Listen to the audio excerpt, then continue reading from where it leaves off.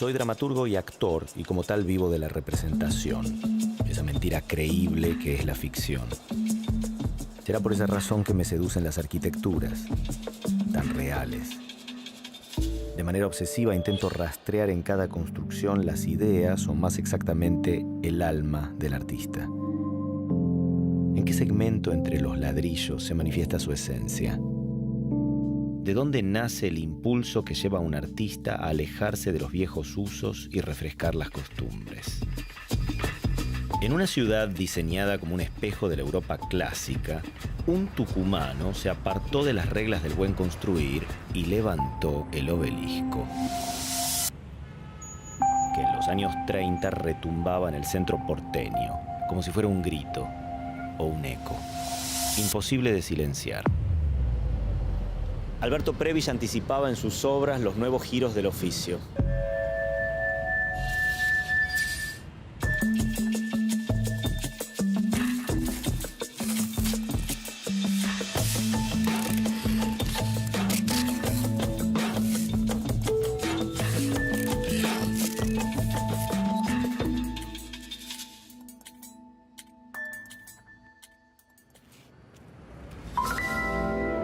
¿Qué tiene el Obelisco?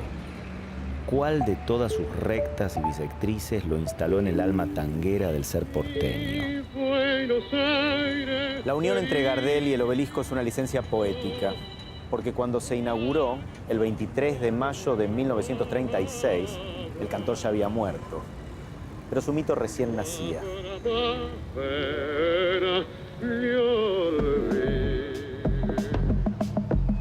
Para todos el Obelisco es un ícono de Buenos Aires.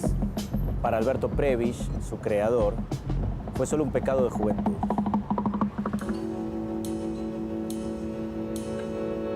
Prebisch nació en Tucumán el 1 de febrero de 1899. Es hermano de la poetisa Amalia Prebisch de Piosek, el economista Raúl Prebisch y Julio Prebisch, rector de la Universidad Nacional de Tucumán. Cada uno se destacó en su propio campo. Alberto Prebisch se fue de su provincia para estudiar arquitectura en Buenos Aires y se recibió en 1921. Ni bien cruzó la puerta de salida de la Escuela de Arquitectura, comenzó a abandonar las teorías que le enseñaban sus maestros clásicos para dejarse enamorar por las vanguardias modernistas. En el año 1936, el intendente de Buenos Aires, Mariano de Bedia y Mitre, le pidió que diseñara una plaza. Pero no cualquier plaza. El gobierno del presidente Agustín P. Justo quería quitarle protagonismo al eje histórico de la Avenida de Mayo, trasladando el centro de la ciudad hacia el norte, en la unión de tres avenidas que estaban a medio construir. Corrientes, que dejaría de ser angosta, la avenida Roque Sáenz Peña, mejor conocida como Diagonal Norte, recién terminada, y la avenida 9 de Julio, que todavía era un proyecto. La llamaban la Avenida Norte-Sur. Con esa plaza se querían conmemorar los 400 años de la segunda fundación de Buenos Aires. En realidad parecía la refundación de una ciudad.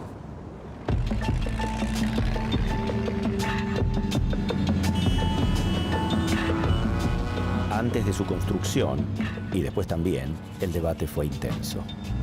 ¿Qué monumento debía instalarse en este lugar? Los más candidateados eran San Martín y Belgrano, pero Prebisch desoyó las propuestas y diseñó el Obelisco.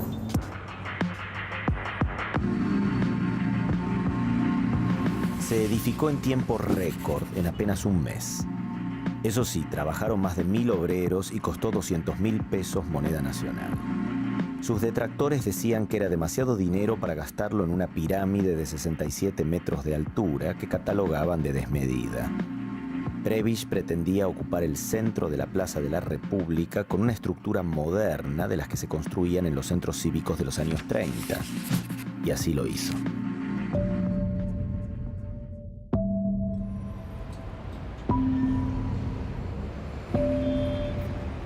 El interior es hueco, solo tiene una escalera. Parece que la idea original de Prebisch era instalar un ascensor que llegara a lo más alto.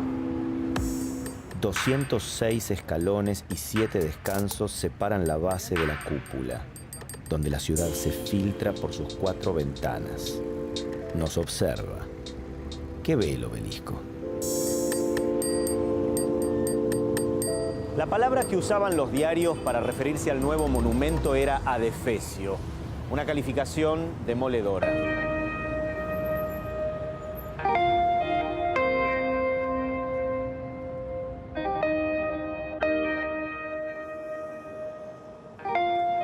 Una particularidad, la inclinación del lado del piramidón apunta a la constelación de la Cruz del Sur, pero no siempre ni en cualquier momento del año. Solamente a las 20 horas del Día de la Bandera. Secretos y verdades de la Gran Pirámide porteña.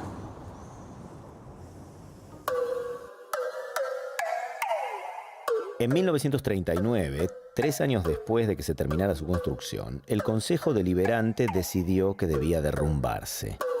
La excusa era que se habían caído unas lajas que recubrían el obelisco y que decían que era peligroso para la seguridad pública. La verdad, no les gustaba nada. Por suerte, la idea fue descartada. Buenos Aires sin obelisco. Imposible de imaginar.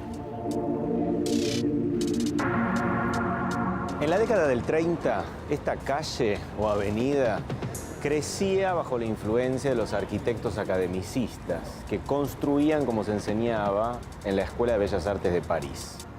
Se destacaba el decorativismo con esos ornamentos importantes que sellaban la finalización de la obra. En cambio, Alberto Prebisch, que aprendió de todos ellos en la Escuela de Arquitectura, se convirtió en uno de los precursores del movimiento moderno en la Argentina.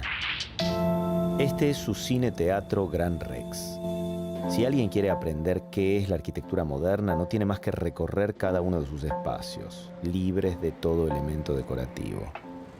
Lo hizo en 1937 sobre la avenida Corrientes.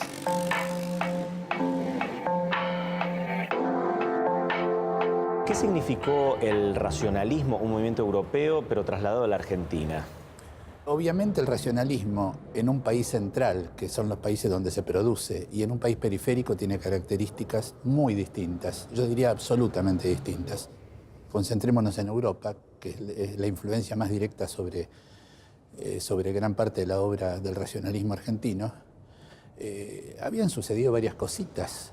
La Revolución Rusa de 1917, el agotamiento de la experiencia burguesa, 2 o 3 estadios de la revolución industrial, con las implicancias de adelantos técnicos, la industrialización que comenzaba a hacerse seriada. Entonces todo eso le daba un sustento de un movimiento profundamente agarrado de las políticas de Estado de esos países, de las políticas de desarrollo, de las políticas de competencia entre naciones centrales.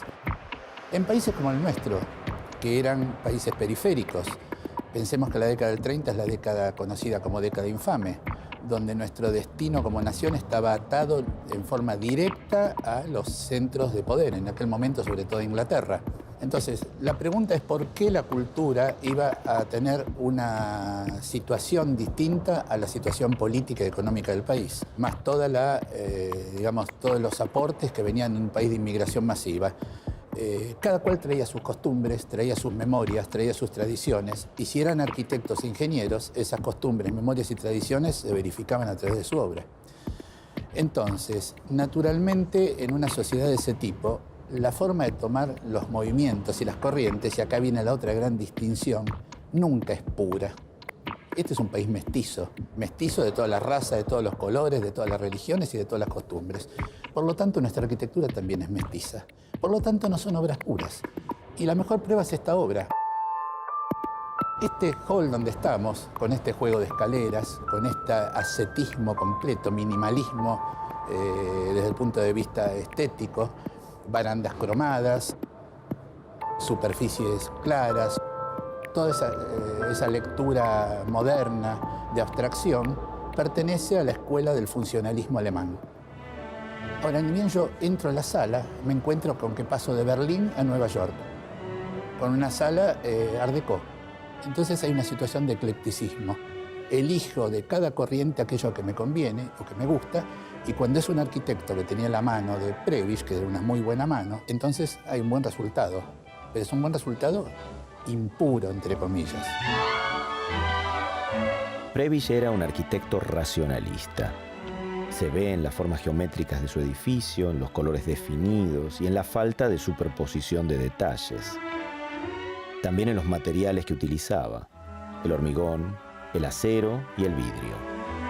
Bueno, además de ser un estilo que se podía copiar como maquillaje, hubo adelantos técnicos en la época que permitieron construir esto, ¿no? Sin duda, pero yo ahí creo que los méritos están repartidos. No digo que no sea mérito de Prebisch, sin duda lo es, pero la mano de su socio, del ingeniero Moret, es clave. Moret era ingeniero, era un hombre con una experiencia importante en todo el desarrollo que se venía dando en los años 30 con el hormigón armado, que es una gran diferencia entre la arquitectura moderna sudamericana. Y bueno, el hormigón fue desarrollado admirablemente en la Argentina, incluso con obras posteriores como el Banco de Londres de Testa, pero esta es una de sus obras iniciales y ahí la mano de Moret es clave. Estamos hablando de grandes luces, de una limpidez espacial que permite que no haya peamientos de columnas ni vigas a la vista, etcétera, etcétera. Y que da esa espacialidad, yo diría que es límpida, no nítida. El juego de las escaleras, de los espacios y sobre todo el espectáculo de la gente en el entreacto a la entrada a través de la vidriera de los que pasan, que está invitando a que la gente entre. Esa gran vidriera es uno de los hallazgos de este edificio.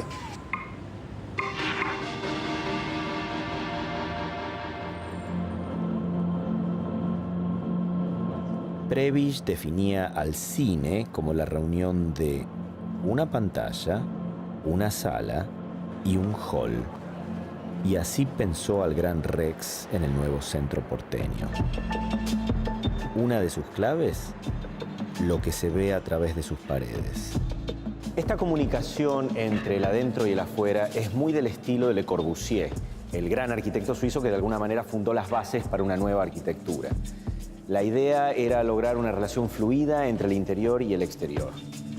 Prebisch construye un cine con un gran ventanal que mira hacia la calle, como si la realidad fuera una película más. Pero en este lugar, la ficción se produce en otro lado. ¿Cuánto habrán influido los viajes en la obra de Prebisch? Ni bien terminó sus estudios, se fue a conocer París, como acostumbraban a hacer los hijos de las clases acomodadas. En Europa se encontró con el movimiento de artistas de la posguerra y también con pintores argentinos como Horacio Butler, Héctor Basaldúa y Lino Eneas Pilimbergo. En ese escenario parisino, Prebisch tuvo acceso a diversas publicaciones donde empezó a entender qué era la arquitectura moderna.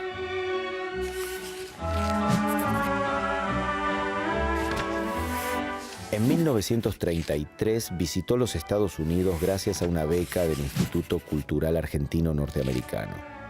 Tenía un objetivo: relevar el estilo arquitectónico de museos y salas de espectáculos.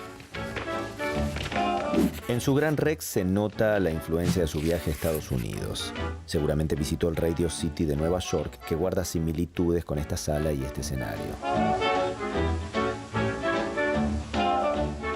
La lógica de la sala obedece, desde el punto de vista estético, a una de las corrientes que en aquel momento formaban parte del patrimonio moderno internacionalmente. Esta corriente es el Art Deco. En este caso, específicamente, el Art Deco de raigambre norteamericana y más específicamente aún el neoyorquino. Y por otra parte había también una lógica estructural. Esta es una sala que salga una gran luz, la misma forma de estas curvas están dando varias respuestas técnicas. Primero, estructural. Segundo, están posibilitando todos los sistemas en aquel momento de vanguardia para iluminación indirecta. Son gargantas que esconden una iluminación indirecta que le da un aspecto muy especial. Pero mientras que el exterior tiene un racionalismo mucho más puro, aquí el Art Deco, que carece de ornamentos, la propia forma es el ornamento. Sí, de hecho esas curvas que realmente le dan un aire de liviandad, de gracilidad, muy atractivo, porque esto es cine y teatro, fueron las dos cosas. Acá se daban los grandes estrenos, tanto nacionales como internacionales. La gente llegaba un poco antes, precisamente para ver la iluminación, para regodearse con el aspecto de la sala. El espectáculo no solo estaba en la pantalla, y a eso ayudaba mucho la forma de la sala esta, que a mi juicio es la sala más espléndida que tiene no solo Buenos Aires, sino el país. Bueno, durante mucho tiempo fue además la sala más grande de Latinoamérica, ¿no? Con 3.500 butacas. Sí, 3.500 butacas, y si pensamos comparando con una otra gran sala famosa de la ciudad, es exactamente la capacidad del Teatro Colón, que es la sala de ópera en herradura a la italiana mayor del mundo. Bueno, en el formato cine-teatro moderno, el Gran Rex era el mayor de Latinoamérica. Bueno, en los teatros clásicos a la italiana es notorio que el palco cumple una función social, ¿no? Del palco se mira hacia la platea, el público se reconoce, hay una ubicación por clases y demás. En este teatro el palco desaparece, ¿no? ¿A qué responde esa decisión? Bueno, vos señalaste muy bien inicialmente cuál era el sentido del palco en el teatro del siglo XIX, principio del XX, teatro italiana: ver y ser visto. El concepto de teatro moderno, de cine moderno, implica también la masificación en el uso de la sala. En ese aspecto, esta sala es un buen ejemplo, ¿no? Porque de algún modo los palcos desaparecen y aparecen las dos bandejas del Pullman y del Super Pullman y la gran platea. Además de construir, Prebisch era un controvertido crítico de arte que se oponía en las notas que publicaba a la corriente de moda, los americanistas. También escribía sobre la nueva arquitectura. Será por su relación con las vanguardias que la escritora Victoria Ocampo lo invitó a formar parte de la flamante revista Martín Fierro. Su primera nota marcó aún más de qué lado se encontraba. Prebisch realizó un análisis de las conferencias que dio Le Corbusier en el país en 1929. Pero ya para ese año venía discutiendo con los academicistas locales. Con Alejandro Christoffersen, por ejemplo, el primer decano que tuvo la Escuela de Arquitectura.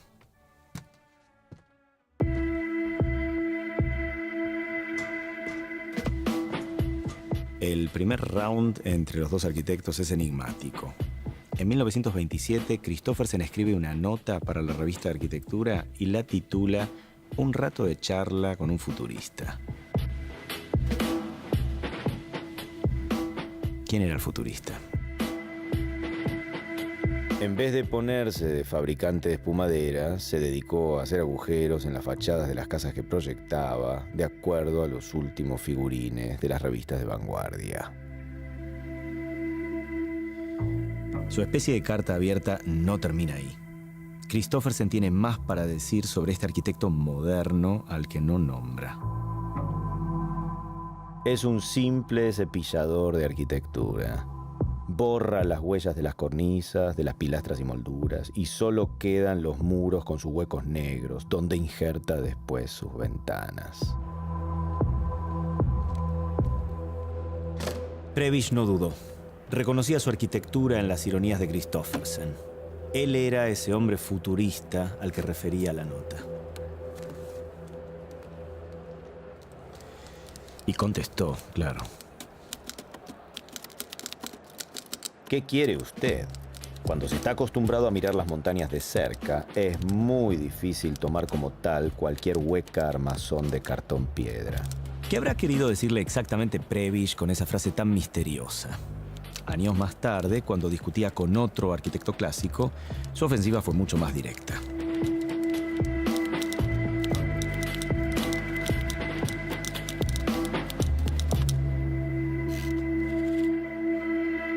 Esto revela un celo ortodoxo extraño en Buenos Aires, que es la ciudad de la piedra falsificada. El destinatario en esta ocasión era el arquitecto Alejandro Bustillo, que criticaba su obelisco. Y este celo es mucho más extraño aún, cuando proviene de personas que en toda su vida no hicieron otra cosa que practicar en arquitectura las más escandalosas falsificaciones.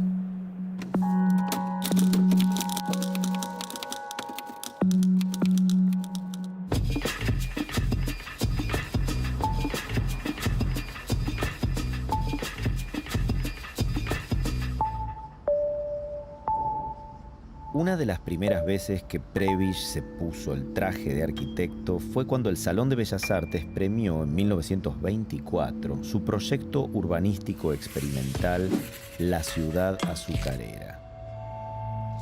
Se presentó junto a su compañero de estudios y de viajes, Ernesto Vauthier. Estaba pensada para Tucumán, su provincia natal. Pero el germen del proyecto se encontraba en Europa, donde los dos conocieron al arquitecto y urbanista Tony Garnier, un socialista francés autor del prototipo de una ciudad industrial.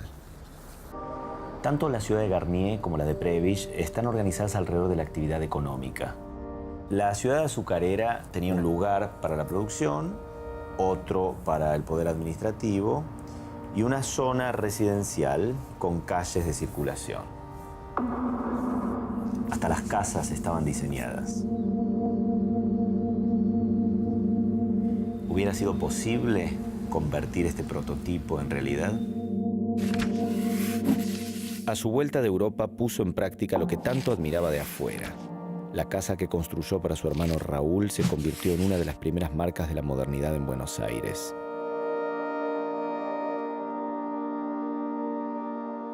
Fue también la culminación de sus ejercicios de estilo.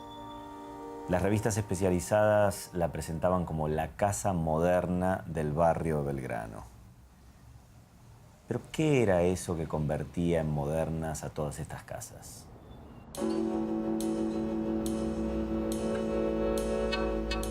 Hay una serie de aspectos exteriores de las casas que define como un nuevo estilo, una especie de una forma distinta de hacer la arquitectura que proviene de la influencia que tuvo Prebisch después de su viaje a Europa, donde el racionalismo arquitectónico y la influencia de grandes arquitectos y grandes maestros como Le Corbusier empezaban a tener una expansión recién muy primaria, pero que ya se empezaba a discutir en el mundo. Respecto de Buenos Aires, en realidad el canon es el de geometrías completamente regulares, lineales, puras, blancas. Hay un punto que une a esta forma de hacer las cosas con las concepciones corbusieranas más básicas, que son preceptos, los famosos 5 puntos de Le Corbusier, que están presentes acá.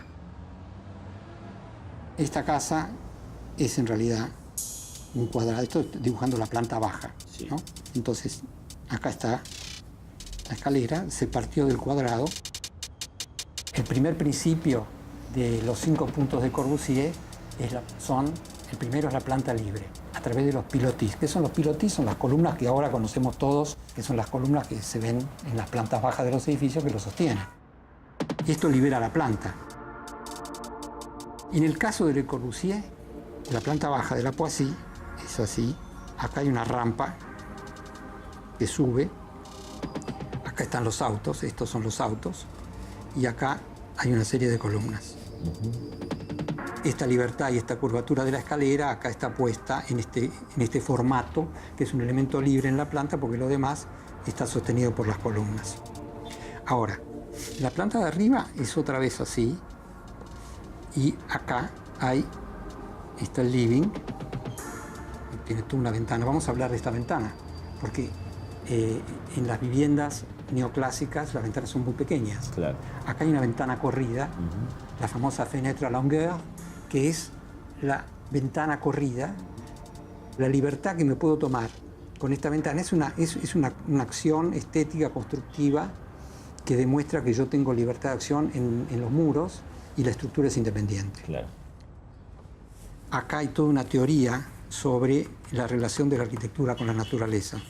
Esto que hay acá abajo es la naturaleza y esta es la máquina de habitar. La teoría del racionalismo que usa Prebisch y que toma Prebisch es una teoría en la cual la arquitectura forma parte de la creación artificial industrial, la máquina. Por eso la llama, a la casa la llama la máquina de habitar, ¿no? La machine à habiter. Y la naturaleza es otra cosa.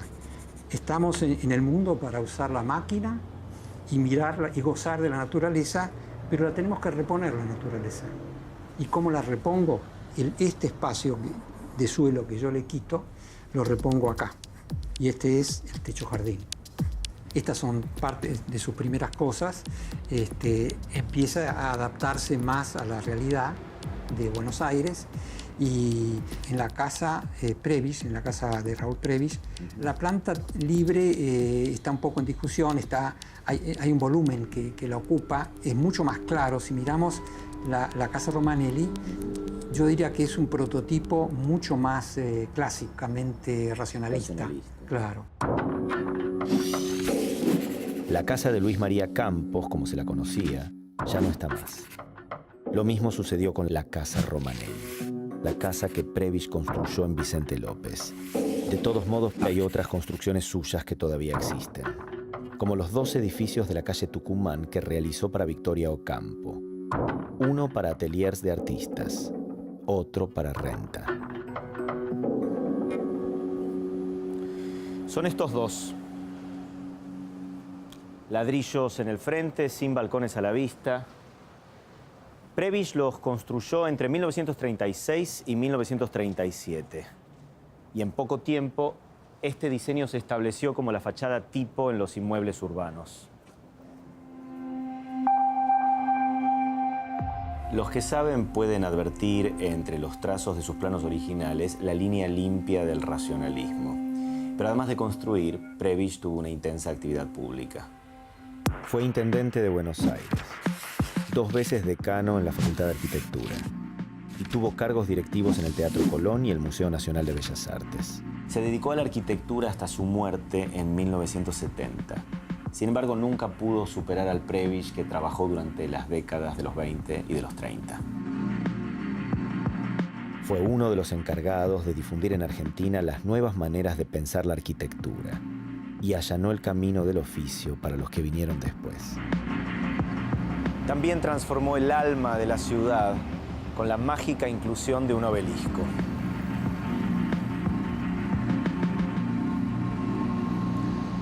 ¿Dónde se esconde el secreto de su hechizo? Tal vez solo Previs tenía la respuesta.